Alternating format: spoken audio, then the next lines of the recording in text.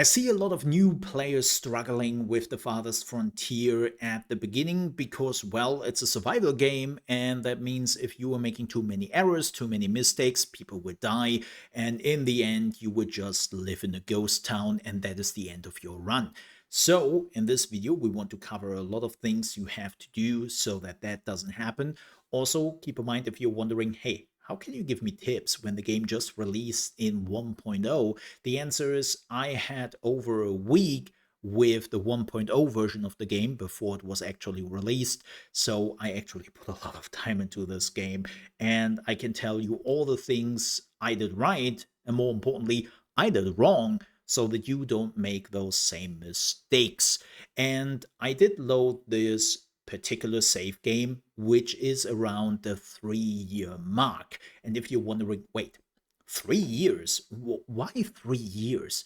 Well, I do consider the 3 years around the time where you are moving slowly from survival mode into building mode and management mode, right? Where you're actually starting to build a town, to build a city, and make your people flourish.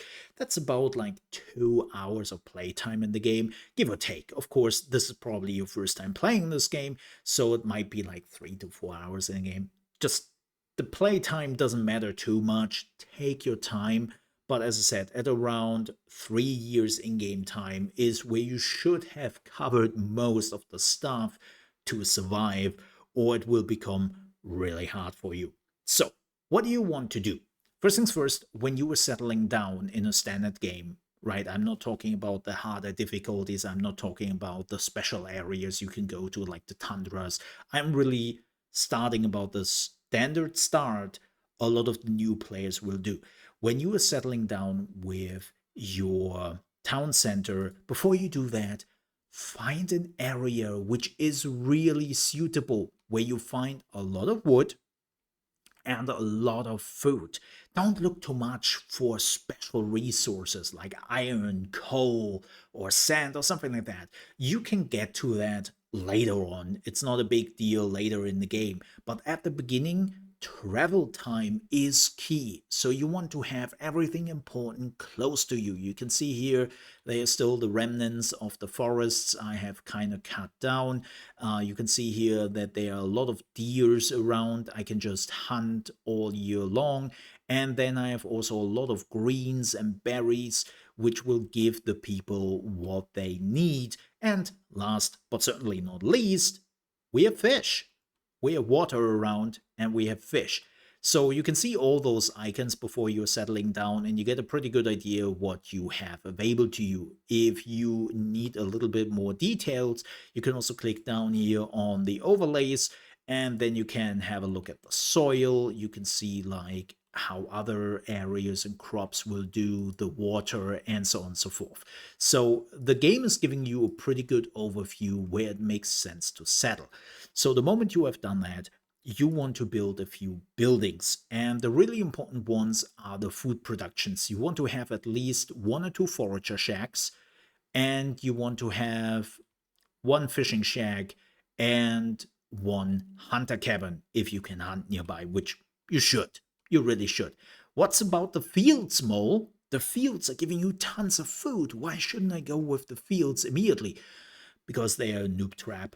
Do not build fields. Seriously, I have a whole video on this. You can find that down below in the video description or on my channel, where I go over the fields and why they are pretty bad idea, especially for new players. So try to ignore them for quite a while.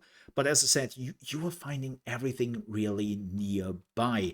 Also, you are just cutting wood, right? There is no specific building at the beginning which is farming wood, so you're just telling the people to do that.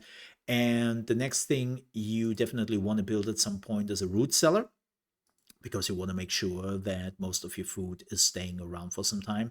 And when you have enough wood, a little bit later, you want to get a smokehouse, which makes sure that your food remains even more fresh. And of course, you need some shelter, right? Get the people some shelter. It doesn't have to be pretty, like just put it down and make sure that the people are not sleeping outside. Another thing you should definitely get before the winter hits you the first time is at least one firewood splitter.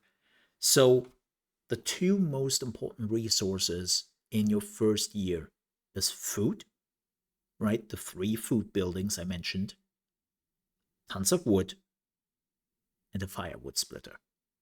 Because when the winter hits, people need to have firewood.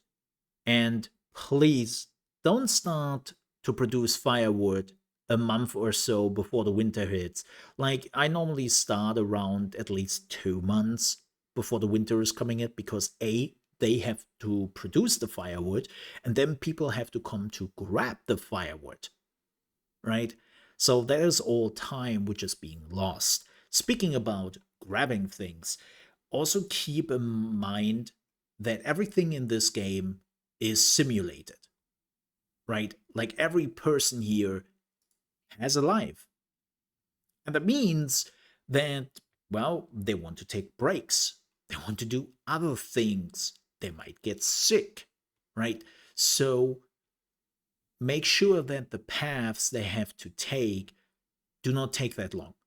I know people already want to pre plan their big cities, their big towns, and want to pre-build basically in that way.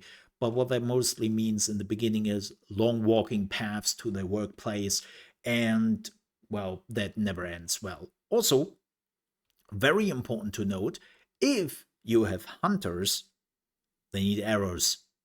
So when you have enough wood, make sure you are also getting a fletcher, and then you are starting to produce some arrows, because when they're running out of arrows, they still can go in there with melee weapons, but that's not really efficient. It's not great.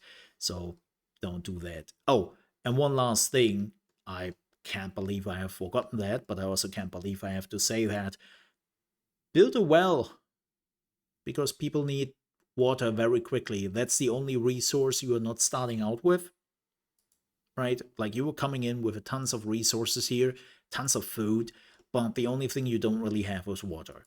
So there's actually one of the first buildings I would even say you want to build when you have determined where the people will live, right? And then you put a well there. So don't forget that. Sorry, I blanked out there for a second and forgot to mention that. But if you have established all of the stuff I said, you should be good. Like this should get you through the winters, and it should get you through the most hardship. And whenever you realize, oh, things are going not so great with my resources, by the way, which you can check, right? You don't have to just trust your eyes. You can just go there and get a detailed information on how much you produce and how much you consume and so on. And then make sure that you are building some more buildings which will give you all the resources you need. If you still have some questions, if something is unclear, let me know down below in the comments. I will try to answer them as quickly as possible. Also, if you're new here, then I would appreciate if you leave a like, and also maybe consider to subscribe. We will have tons of more Farthest Frontier guide videos here on the channel. We already have a few, and even my 50-hour long review if you want to check that out.